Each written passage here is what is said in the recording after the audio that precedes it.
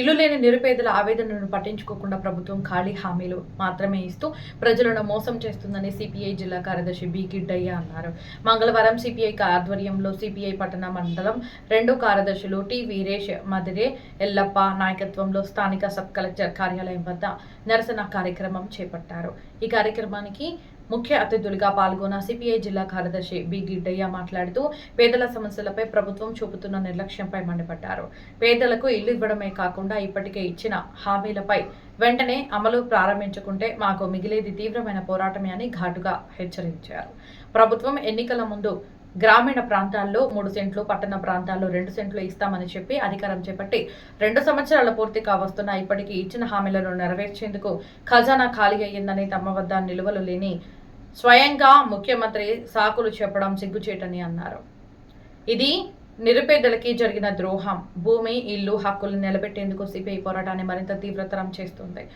అవసరమైతే రాబోయే రోజులలో సబ్ కలెక్టర్ కార్యాలయం ముట్టడిని కాదు, కలెక్టర్ కార్యాలయం ముట్టడిని చేస్తాం అని హెచ్చరించారు. ఈ కార్యక్రమంలో సిపిఐ పట్టణ సహాయ కార్యదర్శి కె రమేష్ కుమార్, లక్ష్మీనారాయణ, సత్యనారాయణ, ఏఐవైఎఫ్ పట్టణ కార్యదర్శి అంజిత్ గౌడ్, డిహెచ్పిఎస్ నాయకులు విజయ్, ప్రజానాట్య మండలి నాయకులు ఈరన్న, లింగప్ప, ఆటో వర్కర్స్ నాయకులు ఈరన్న, రామకృష్ణ, శంకర్, పుష్పరాజు, అస్లాం రాజు తదితరులు పాల్గొనడం జరిగింది.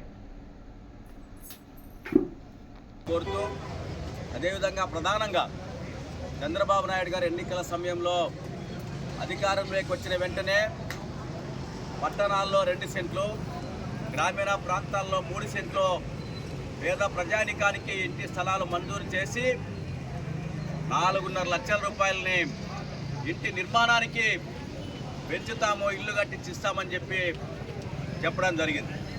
దీంతో పాటు మహిళా సోదరి మనులకు 18 సంవత్సరాల నుంచి 59 సంవత్సరాల లోపల ఉన్న వారందరికీ నెలకి 1,500 రూపాయలు వాళ్ళ అకౌంట్లోకి వేస్తామని చెప్పడం జరిగింది.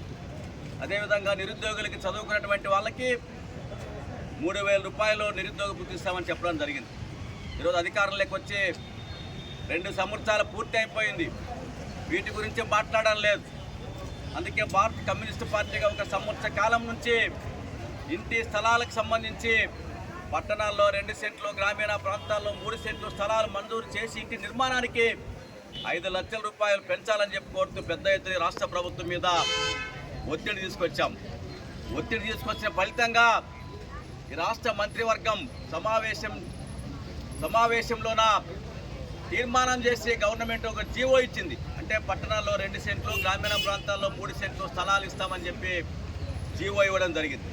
మనం అనుకున్నాం అంటే రాష్ట్ర ప్రభుత్వం, ముఖ్యమంత్రి గారు స్పందించారు, ఇది అమలవుతుంది, ఇంటి స్థలాలు లేనటువంటి వాళ్ళకి, ఇల్లు లేనటువంటి వాళ్ళకి లబ్ధి చేకూరుతుందని చెప్పి ఆశపడ్డాం. 2 ఏళ్ళు పూర్తయినప్పటికీ జీవో ఇచ్చి జీవోని పక్కన పెట్టి జీవో కాయిదా మాత్రం పెట్టుకున్నారు తప్ప ఎక్కడ కూడా బడ్జెట్లో నిధులు కేటాయింపులు చేయలేదు.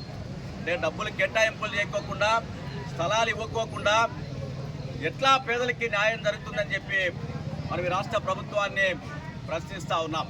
ఎందుకంటే అక్కడక్కడ చూస్తూ ఉన్నాం, వాళ్ళ పార్టీ నాయకులు, ఎమ్మెల్యేలు, మంత్రులు మాత్రం ఫుల్లుగా ప్రభుత్వ స్థలాలు కనపడితే కబ్జాలు చేసి లక్షల కోట్ల రూపాయలు దండుకుంటున్నారు. దాన్ని మాత్రం పరిపూర్ణంగా అమలు చేస్తూ ఉన్నారు. పేదలు ఎక్కడైనా ప్రభుత్వ స్థలాల్లోనో, పొరంబోకు స్థలాల్లోనో నివాసం ఉంటే, కొట్టం వేసుకుంటే బలాత్కరంగా ఖాళీ చేస్తూ ఉన్నారు, పడగొడతా ఉన్నారు. ప్రభుత్వ యంత్రాంగం అడ్డుకుంటా ఉంది. వాళ్ళు మాత్రం, గవర్నమెంట్ అధికార పార్టీ వాళ్ళు మాత్రము కబ్జాలు చేస్తే మాత్రం అక్కడ ఎవరు తొంగి చూసే పరిస్థితి లేదు. ఇలాంటివి మన ఆదోని పట్టణంలో చాలా జరుగుతూ ఉన్నాయి. ఈ మధ్యకాలంలో పత్రికల్లో, టీవీల్లో, పతాక శీర్షికల్లో కూడా వస్తూ ఉన్నాయి.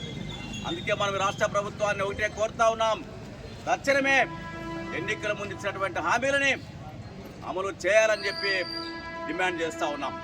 లేదంటే రాబోయే కాలంలో నీవు మాట తప్పి పేద ప్రజానికానికి అన్యాయం చేస్తే సిపిఐ ఆధ్వర్యంలో పెద్ద ఎత్తున ఎక్కడ ప్రభుత్వ స్థలం ఉంటే, ప్రభుత్వ భూమి ఉంటే, దేవాదాయ భూములుంటే భూ పోరాటాలకు సమాయత్తం అవుతాం. ఎర్ర జెండాలు పార్టీ పేద ప్రజానికానికి మేమే స్థలాలు ఇవ్వడానికి పూనుకుంటామని చెప్పి కూడా ఈ సందర్భంగా తెలియజేస్తూ ఉన్నాం. అందుకే ఎన్నికల ముందు ఇచ్చిన హామీలు అమలు చేయాలి, పేద ప్రజానికానికి న్యాయం చేయాలని చెప్పి కోరుతూ ఈరోజు రాష్ట్ర వ్యాప్తంగా అన్ని ప్రాంతాల్లో మండల పట్టణ ప్రాంతాల్లో కర్నూలు నగరంలో అనేక ప్రాంతాల్లో రాష్ట్ర వ్యాప్తంగా పెద్ద ఎత్తున ఈ ఆందోళన కార్యక్రమాలు జరుగుతూ ఉన్నాయి. ఈరోజు కేవలం ఇది నాంది ప్రస్తావన మాత్రమే. రాబోయే కాలంలో మరింత పెద్ద ఎత్తున ఈ ప్రభుత్వం మీద ఒత్తిడి తీసుకొస్తాం.